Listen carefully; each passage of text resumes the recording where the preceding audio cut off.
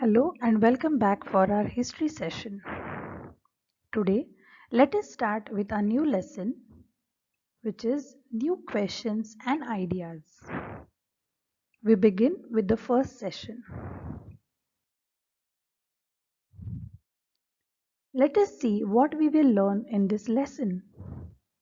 So, we will learn about Buddhism, that is the story of Buddha. Then we will focus on what are Upanishads, and we will discuss about some of the Upanishadic thinkers. And finally, we will discuss about Jainism and the monasteries.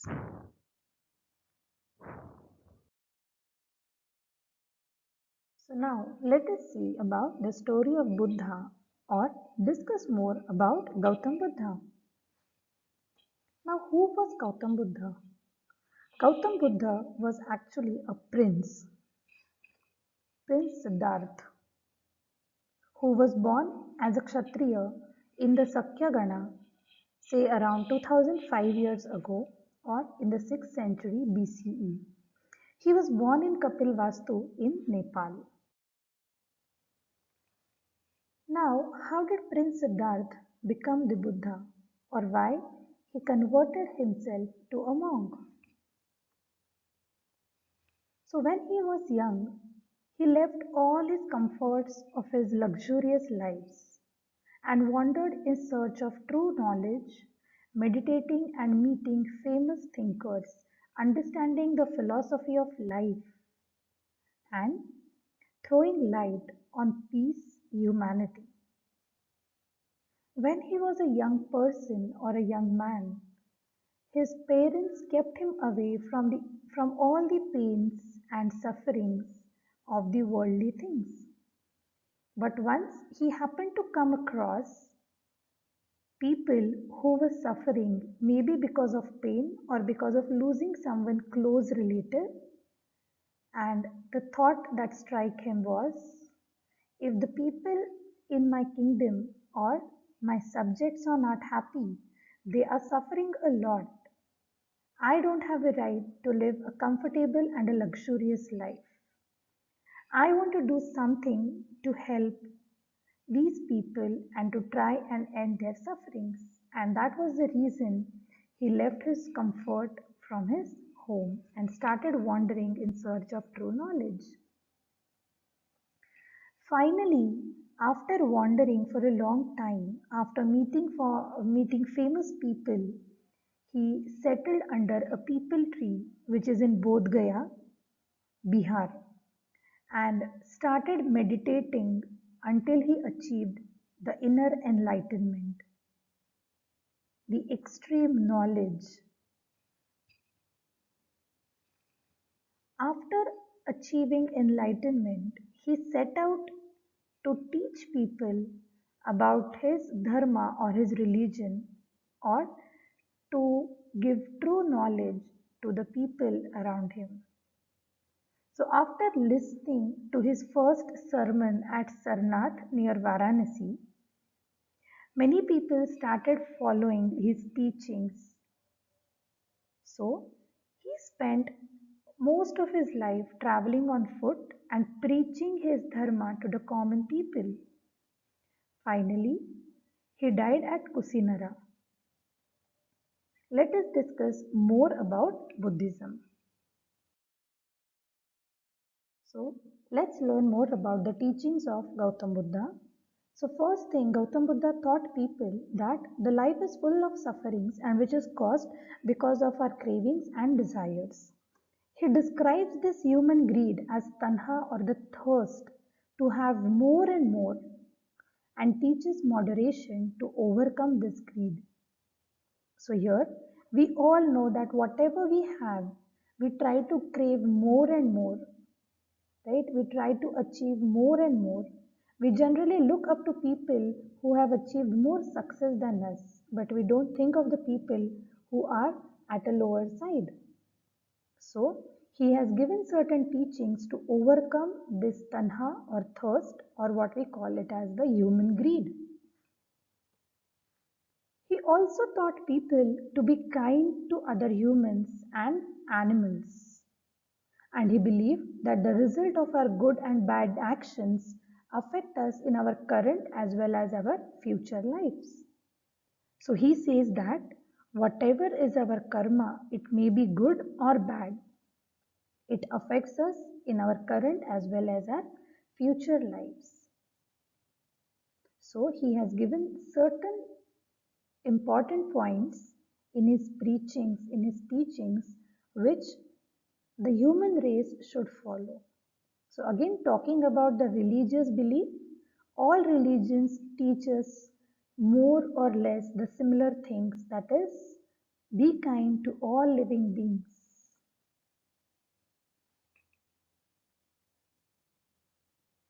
Then it was like we have heard that generally all the Brahmins or all other thinkers, they would preach in the language which was Sanskrit.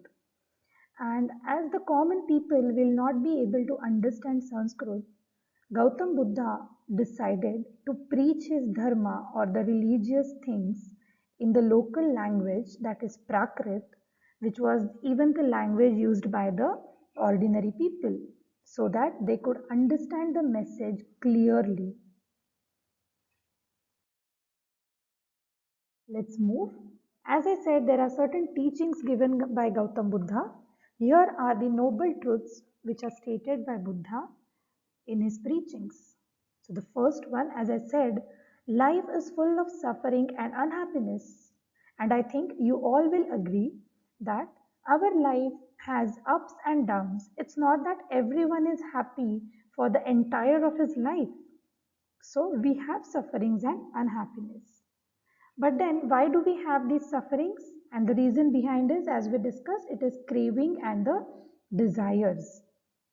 So, in order to end our sufferings, to end the unhappy moments in our life, we must get rid of these desires.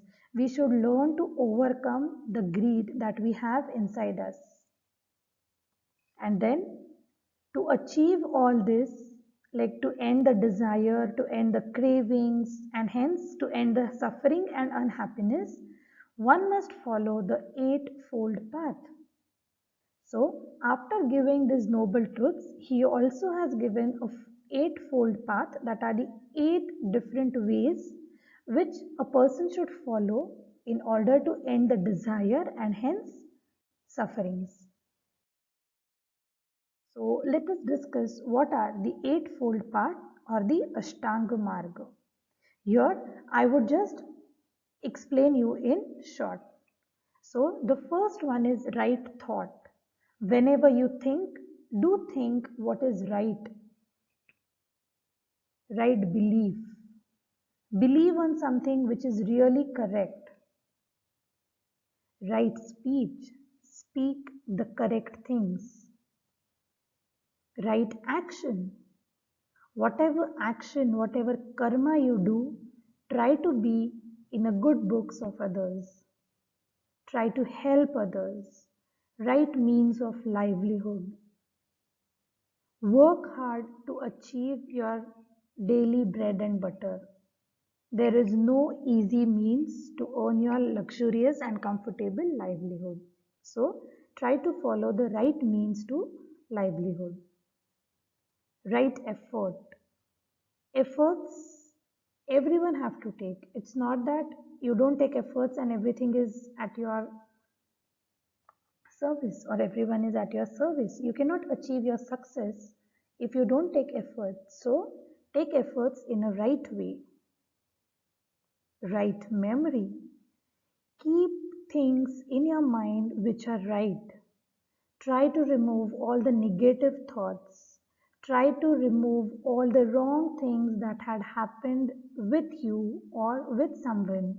We generally have a habit of keeping all the bad things in our mind. Maybe it's not done with a proper call, like purposely, but then it is somewhere there in our subconscious mind. So we are supposed to throw all those negativities and keep whatever is positive with us. So finally, he also says that right meditation. Follow the right way to meditate. And then once we find the right way to meditate, yes, we are the best persons. We can remove all the negativity and try to look positive in each and every person and each and everything around us. So I guess the Eightfold Path or the Ashtanga Marga is clear to you. Now, let us just listen to a story. So I know you all love to listen to stories, and so we will have a story of Kisa Gotami and the mustard seeds. So now once there was a woman named Kisa Gotami whose son had died. She was so sad that she roamed through the streets of the city carrying the child with her, asking for help to bring him back to life. A kind man took her to the Buddha. So now Kisa Gotami was a woman whose son died and she wanted her child to be back to life. And we all know that death is certain to each and every person. But then she loved her son so much that she was begging for his life to each and every person carrying the child with her. So one of the person on the streets, a kind person, took her to Buddha. Then Buddha said that, fine, I will bring your child back to life, but you have to bring me a handful of mustard seeds. Now the mother was overjoyed and started off at once. Like she was so happy that if just I would give you a handful of mustard seeds and my child would be back to life, that is nothing other than the over happiness to me because the child was everything to her. And so, as soon as Buddha told her this thing, she set off. But then Buddha stopped her gently and said, you are going to get me a handful of mustard seeds. But see to it that the seeds must come from a house of a family where nobody has died till date. So, it was a difficult task. We all know that there is no such family where till date no death has occurred or taken place. But then Kisa Gotami was so overjoyed as she would get her son back. She started roaming from place to place, from house to house, door to door. But wherever she went, she found out that someone or the other, maybe a father, mother, sister, brother, husband, wife, and the close relatives had died. And so, when she came back to Buddha, she told what happened. So, in this way, Buddha was trying to teach the sorrowing mother that there are so many sorrows and pains in the life of people, but then we have to accept it and lead our life. Your sufferings will end only when you stop craving. So, here she was craving for the life of her son, but then Buddha taught her a lesson by this way.